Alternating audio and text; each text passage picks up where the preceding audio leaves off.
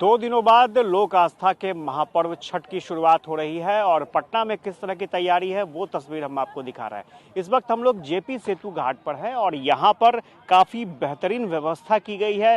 और चूंकि जेपी सेतु घाट की खासियत ये है कि यहाँ पर जो तट बना हुआ है, गंगा तट है, वो काफ़ी फ्लैट है। और सबसे अच्छी बात यहाँ पर ये है कि दलदल की स्थिति यहाँ पर नहीं है। और यही वजह है कि इस घाट पर हर साल लगभग लाखों की तादाद में यहाँ पर श्रद्धालु आते हैं, जो छठ व्रती है वो पहुँचते हैं और अपने छठ व्रत को पूरा करते हैं।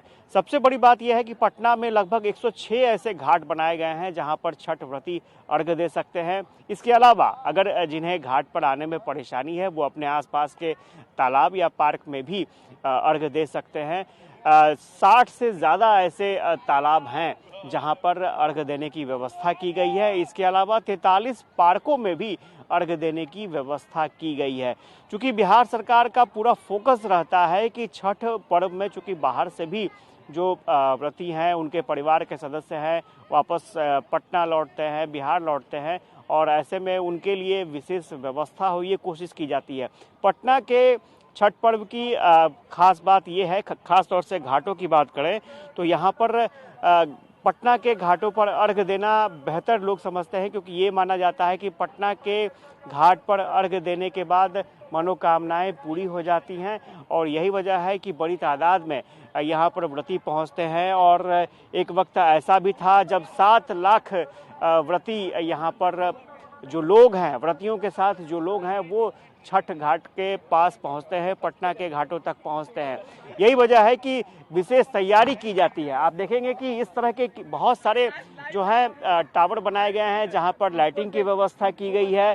साथ ही साथ कई प्लेटफॉर्म ऐसे बनाए गए हैं, वॉच टावर बनाए गए हैं जहां पर जो नगर निगम के स्टाफ है या फिर सुरक्षा कर्मी है वो तैनात रहेंगे, कहीं कुछ घटना ना हो इसको रोकने की कोशिश की जाएगी। इसके अलावा आपको एक और तस्वीर हम दिखा रहे हैं कि आप देखिए, अलग से टॉयलेट की व्यवस्था की जा रही है।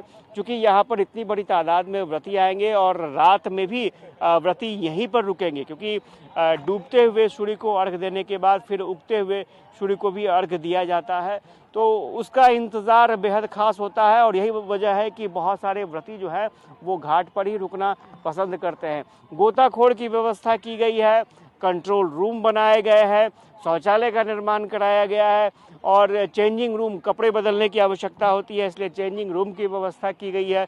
कुल मिलाकर कहें तो लगभग दुर्गा पूजा के समय से ही यहाँ पर छठ पर्व को लेकर तैयारी शुरू हो जाती है।